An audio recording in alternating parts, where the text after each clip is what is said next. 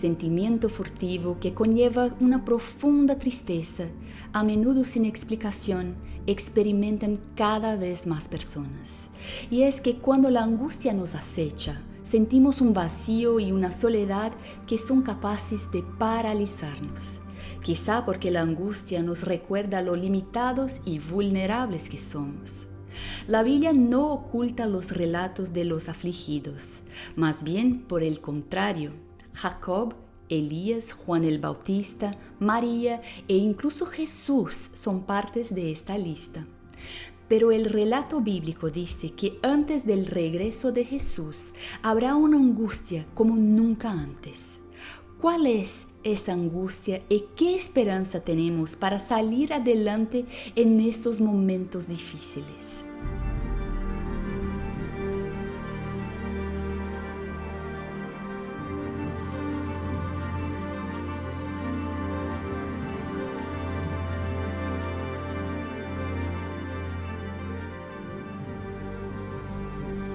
Bienvenidos a la conferencia online sobre eventos finales promovida por Sa Feliz. Hoy vamos a hablar con el Dr. Rodrigo Silva, doctor en Teología y Arqueología Bíblica y profesor de la Universidad Adventista de São Paulo, en Brasil. Muchas gracias por estar con nosotros. Doctor Rodrigo, ¿es posible comparar la angustia que vivimos hoy con la angustia de Jacob descrita en la Biblia? La palabra angustia es una palabra muy vasta y hay varios tipos de angustia. Debemos hablar de ella en plural. Angustias. Hay angustia por problema emocional, hay angustia por crisis de identidad, hay angustia por trauma, por culpa, angustia también por alejamiento de Dios.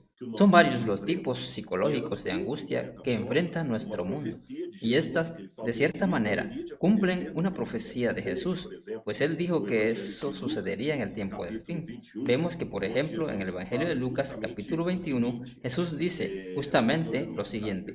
Leo el capítulo 21 de Lucas, versículo de 1, de 10 al 12 en adelante. Habrá grandes terremotos, hambrunas y pestes en varios lugares. Él habla de las hambrunas y dice, entonces las entregarán a varias personas. Y además, el Evangelio, en el versículo 26, se dice, habrá hombres que desfallecerán por el temor y la expectativa de las cosas que sobrevendrán al mundo. Esta expresión en griego, desfallecerán, es un término que viene de la palabra aporía, que quiere decir ya no tener los poros del cuerpo, como si el cuerpo estuviera pidiendo justicia. Como puede usted, tiene un susto y piensa que va a estrellar el automóvil, o cuando dice, me pasó cerca la muerte, y se le eriza la piel porque los poros se cierran. Así es como se describe la situación final del planeta Tierra. Entonces esa angustia que vimos hoy es fruto del cumplimiento de las profecías de Cristo. Ahora tengo que hacer una distinción entre esta angustia que estamos viviendo hoy, preadvenimiento, y la que el pueblo remanente enfrentará durante el llamado tiempo de angustia de Jacob. Aquella angustia es de naturaleza completamente sui generis. Ellos no estarán angustiados porque estén siendo perseguidos, no estarán angustiados meramente porque tendrán necesidades, privaciones. La gran angustia de ellos es porque se dan cuenta por el reloj profético que Cristo ya no está intercediendo en el santuario celestial y temen que estar aún en falta delante de Dios y que su salvación esté comprometida, salvaguardadas las debidas proporciones, porque Cristo es inimitable en su esencia. Puede decir que ellos enfrentarán de cierta forma la misma angustia que Cristo pasó en el jardín del Getsemaní cuando se sintió alejado del Padre. Desde el Getsemaní hasta el Calvario, Cristo enfrentó en su carne la angustia de Jacob, que de manera semejante, no exactamente igual, pero sí de manera semejante, el pueblo de Dios pasará en los últimos tiempos. Cuando perciba que Dios no está con ellos, ya no tienen intercesor entre ellos y el Padre en el santuario. Ellos habrán sido abandonados por el Espíritu Santo de Dios, pero la impresión que tendrán será la sensación de abandono, de que Dios está ausente. Será realmente una angustia, como la menciona en la Biblia, como angustia de Jacob. La Biblia dice que esa angustia que sentiremos al final de los tiempos será incluso peor que la angustia de Jacob. ¿Qué significa eso y cuál es la naturaleza de esa angustia? Vamos a comenzar entonces con la expresión angustia de Jacob. ¿De dónde viene? Si leemos el libro de Jeremías capítulo 30, versículo del 5 al 7, el texto dramático del profeta dice, porque así ha dicho Jehová, hemos oído voz de temblor, de espanto y no de paz. Inquirid ahora y mirad si el varón da a luz, porque he visto que todo hombre tenía los malos sobre sus lomos, como mujer que está de parto, y se han vuelto pálidos todos los rostros. Ah, cuán grande es aquel día. Tanto, no hay otro semejante a él tiempo de angustia para Jacob, pero de ella será librado. Entonces, es de aquí del libro de Jeremías de donde surge esa expresión angustia de Jacob, aplicada al final de los tiempos. Ahora, yo puedo tomar el texto de Jeremías tanto en el sentido escatológico, el final de los tiempos, como también el texto de Jeremías relacionados con el Génesis, para entender en la narración de la historia de Jacob, porque él se angustió. Fíjate, Jacob tenía justamente un dolor, un peso en la conciencia porque él sabía que era humano, errático, pecador. Su mismo nombre, Jacob, siempre le traía la característica de un engañador. Todo lo que él tuvo en la vida fue a través del engaño. Él engañó a su padre, después intentó de nuevo a otros y continuó engañando. Engañó a su hermano para tomar la primogenitura. Él lograba la definición, pero la conseguía por caminos tortuosos. Parece que de alguna manera él nunca saldría de aquel ciclo. Tanto es así que fue a la casa de Labán y esta vez él fue engañado. Y cuando él sale de la casa de Labán, temía por su vida y la de su prole, porque él creía que Esaú, su hermano, engañado, lo buscaría por matarlo. Entonces, en un primer momento, vino el miedo a la muerte, el miedo a la persecución, pero ese miedo pronto se reveló con la consecuencia de los actos fallidos de Jacob. Entonces, aquella noche, él pasó por una gran angustia, con miedo de morir a manos de su hermano, porque no se sentía protegido por Dios. Él no sentía digno de Dios.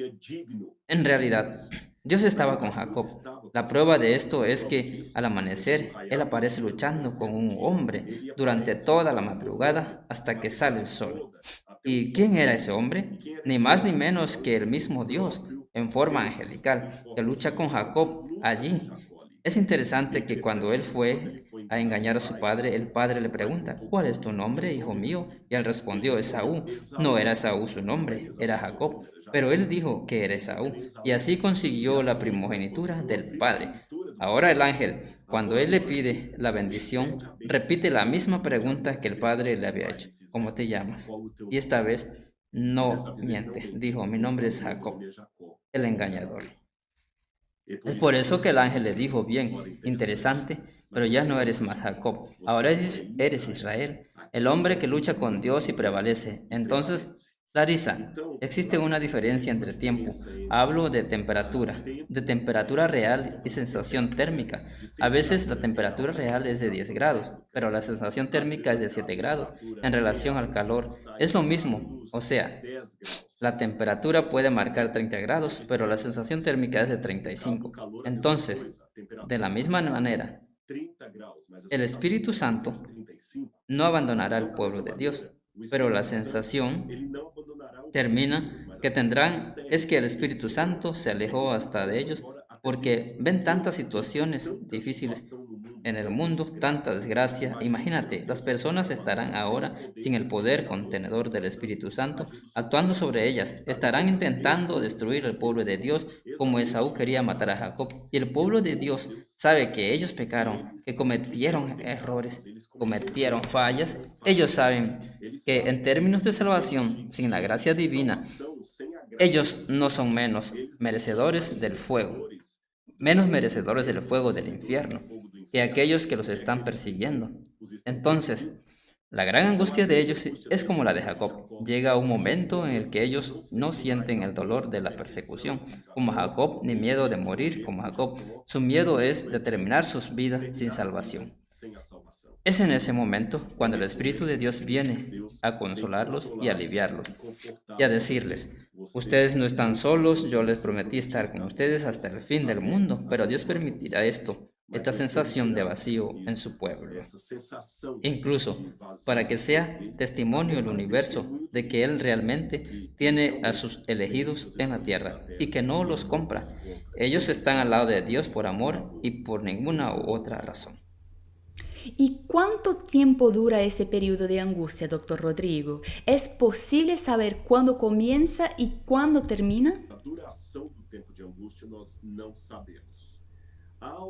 La duración del tiempo de angustia no la sabemos. Hay algunos comentaristas, incluso en la iglesia adventista, que lo deducen, pero yo particularmente no concuerdo mucho con esa idea por el hecho de que Apocalipsis capítulo 18 habla sobre las plagas de Babilonia. Dice así, en un solo día las sobrevendrán sus plagas. Entonces ellos toman ese pasaje, en un solo día las sobrevendrán sus plagas, y aplican el principio día-año. Entienden así que el tiempo de angustia durará un año. Yo particularmente no veo mucha luz en eso, porque de acuerdo con Apocalipsis y también con los escritos de Elena de White, después de 1844 Dios ya no tiene profecías que incluyen cronología para el pueblo de Dios. O sea, el principio día-año. Solo vale para las profecías de 1844 hacia atrás. Tanto es así que no aplicamos el principio día-año, el milenio. El milenio no significa 1 millón de años. El milenio es un milenio, pero si aplicamos el principio día-año a los 1260 días o un tiempo, 2 tiempos y medio tiempo. Entonces por eso yo no veo mucha luz en aplicar el principio de año en este pasaje de Apocalipsis y decir que el tiempo de angustia durará un año. Elena de White dice que los últimos acontecimientos serán rápidos, pero ella no dice los rápidos que serán. Pero de cualquier manera, yo creo que el mundo no soportaría por mucho tiempo la angustia con el diablo suelto. Pero esta es una visión muy particular, de meses, meses y meses. Yo creo que no, nadie lo soportaría. El mundo entraría en colapso muy rápido y el pueblo de Dios incluso podría hasta morir. Y no van a morir después del cierre de la puerta de la gracia. No habrá mártires. Entonces yo presumo que ese tiempo de angustia será tal vez de 1, 2, 3 meses, no mucho más que eso. Será un periodo muy corto, será rápido, pero no puedo precisar de cuántos días ahora en la cronología de los eventos. Lo que tenemos más o menos bosquejado sería lo siguiente: tenemos el derramamiento de la lluvia tardía, que cae casi simultáneamente con el decreto mundial dado por el anticristo en su hegemonía mundial para dominar las mentes y perseguir el pueblo elegido. Cuando el anticristo comience a dominar y emita el decreto dominical, y el pueblo de Dios comience a ser perseguido, comenzará el tiempo de angustia. Allá habrá también un periodo que es llamado la pequeña angustia de Jacob, el pequeño tiempo de angustia. O sea, el pueblo ya comenzará a tener angustia a partir de allí, pero la puerta de la gracia no se cerró. ¿Por qué? Porque en ese periodo se va a cumplir lo que está en Apocalipsis capítulo 18, donde un ángel desciende del cielo clamando, ha caído la gran Babilonia. O sea, repite lo que está en el mensaje del segundo ángel, en el segundo y tercer mensaje de los ángeles. Entonces ese es el llamado fuerte clamor. Muchas personas están en Babilonia, saldrán de ella y se unirán. El remanente. Es muy probable que en esta época ya no exista la iglesia adventista como institución jurídica, porque el mundo estará configurado de tal manera que vamos a tener que entregar nuestros hospitales, nuestros colegios. Vamos a ser solo un pueblo errante y perseguido. Es probable que en este periodo muchos todavía deban convertirse en mártires, porque cuando Apocalipsis habla de los 7 sellos, tenemos específicamente en el quinto sello las almas de los muertos debajo del altar. Y cuando éstas claman y dicen, ¿hasta cuándo, Señor, santo y verdadero, vas a tardar en juzgar y vengar nuestra sangre de los que habitan sobre la tierra? La Biblia dice que se les dieron vestiduras blancas y se le dijo que descansarán todavía un poco de tiempo hasta que se completara el número de sus consiervos. La palabra número no aparece en el griego original hasta que se completara el número de sus consiervos y sus hermanos, que también habían de ser muertos como ellos. Ahora entiendo que esas almas debajo del altar aquí son los mártires de la Edad Media. ¿Quiénes son esos consiervos de ellos que habría de morir como ellos? Probablemente es la última generación de creyentes que tendrá parte con ellos, pagando con la vida la proclamación del mensaje de los tres ángeles, solo que en esa mitad de tiempo se cierra la puerta de la gracia, pues Jesús termina el juicio en el santuario celestial.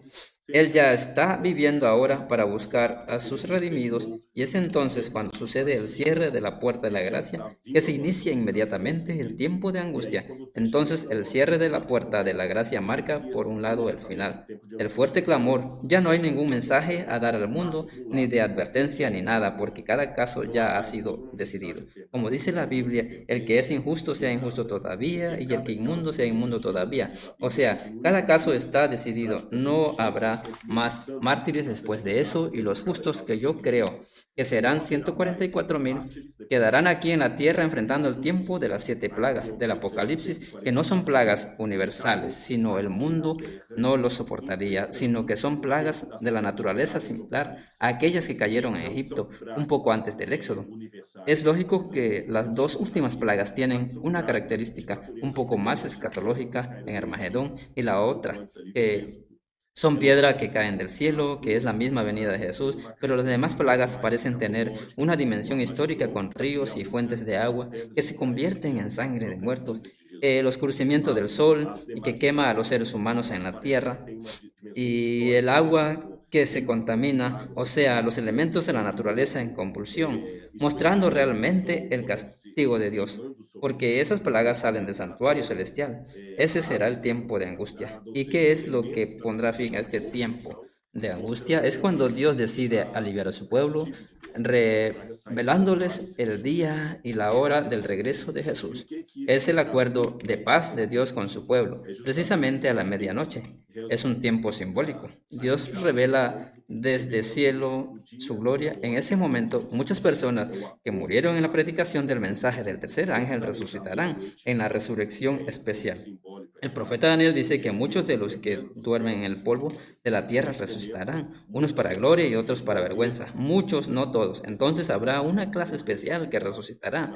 Y en la clase que mencione, habrá justos, murieron en la predicación del mensaje del tercer ángel y que tuvieron el privilegio de participar de eso hasta un poco antes del regreso de Jesús, pero también otros, por ejemplo, los romanos que participaron en la crucifixión de Jesús, quienes también resucitarán para ver a aquel que traspasaron. En ese momento, entonces, los 10 mandamientos aparecen en el cielo con una aureola sobre el cuarto mandamiento y luego el evento del regreso de Jesús. Entonces, estos episodios marcan el fin del llamado tiempo de angustia.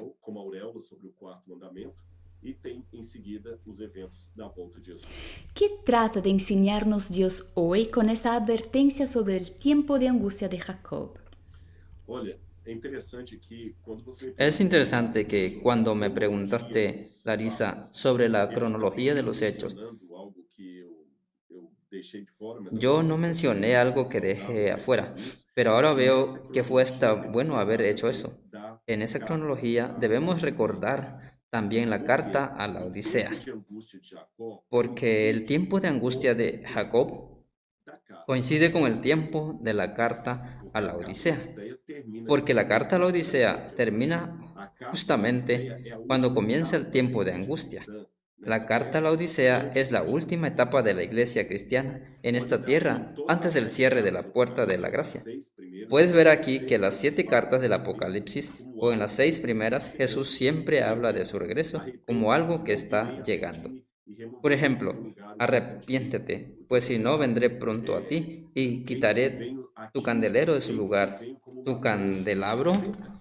He aquí que vengo a ti, he aquí que vengo como ladrón. Siempre así vengo a ti, vengo a ti. Cuando usted llega a la iglesia de la Odisea, ya no está la expresión mira que vengo a ti, sino la expresión mira que estoy a la puerta y llamo. En otras palabras, él no está ya viviendo porque él llegó, pero es interesante que en esa inminencia de la llegada de él, que llama a la puerta, usted tiene un pueblo que Dios describe como muy equilibrado. Y aquí tengo un gran problema con la idea postmoderna o líquida que algunos predicadores están divulgando de tener un evangelio equilibrado. Muchas personas hoy quieren tener equilibrio. Tal vez el mensaje más satánico que yo podría escuchar de los labios de un predicador, como he escuchado a veces, es decir a la iglesia o a la comunidad religiosa: debemos tener equilibrio en todo. Eso no es correcto. ¿Sabes por qué? Mire lo que Jesús le dijo a la iglesia de la Odisea: ojalá fueras frío o caliente. Frío es un extremo, caliente es el otro extremo. Y el tibio justamente es el equilibrado. Ojalá fueras frío o caliente.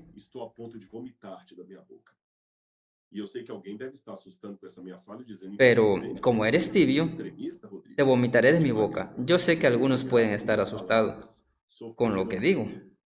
Y se pregunta, entonces, ¿quiere decir que debo ser extremista? Rodrigo, vamos despacio. En primer lugar, algunas palabras sufrieron cambios semánticos y adquirieron una connotación muy negativa. Por ejemplo, la palabra radical hoy casi que da una idea extremista de gente enferma problemática, pero si usted observa la base etimológica, la palabra radical significa el que tiene una raíz que tiene fundamento. La palabra fundamentalista también, que hoy es tan atacada, es una palabra con un significado magnífico. Fundamentalista es aquel que tiene un fundamento. Radical es lo mismo, lo que debemos tener. Larisa es equilibrio entre las cosas de Dios. Tengo que tener equilibrio entre orar y estudiar la Biblia. Debo tener equilibrio entre alimentarme y descansar. O sea, las cosas que están en armonía con los dictámenes sagrados. En esas cosas debo tener equilibrio. Pero cuando la situación me pone delante de un dilema entre Dios y el mundo, no puedo tener equilibrio. Debe ser radical del lado de Dios. Ese es el problema de muchos. Quieren tener el equilibrio en todo, pero no pueden tener equilibrio en todo. No pueden tener equilibrio entre el cielo y el infierno. No puedo tener equilibrio entre Dios y el diablo. No puedo tener equilibrio entre la gracia y el pecado. No puedo tener equilibrio entre la salvación y la perdición. Porque Cristo vomita a esos equilibrados. Y tal vez el gran problema del cristianismo hoy, en la inminencia del tiempo de angustia, no es tanto el alejamiento voluntario de Dios, no es tanto la apostasía mantenida de las verdades divinas, ni siquiera la herejía. Son problemas, pero no el mayor de ellos.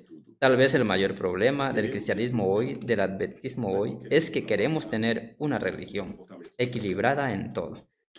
Queremos ir al cielo, pero no queremos alejarnos del comportamiento del infierno. Queremos tener la eternidad con Cristo, pero no dejamos la compañía de Satanás. Queremos la nueva Jerusalén, pero también queremos un poquito las cosas que pertenecen al mundo, fuera de la nueva Jerusalén. Por eso, la advertencia que tenemos hoy bien clara es: ojalá tuvieras por lo menos una posición definida y clara, caliente o frío. Pero como eres tibio, estoy a punto de vomitarte. Podemos incluso estar en el periodo de la Odisea, pero no necesariamente estar en el estado de la Odisea. Muchas gracias, doctor Rodrigo, y muchas gracias a usted también. Hasta la próxima.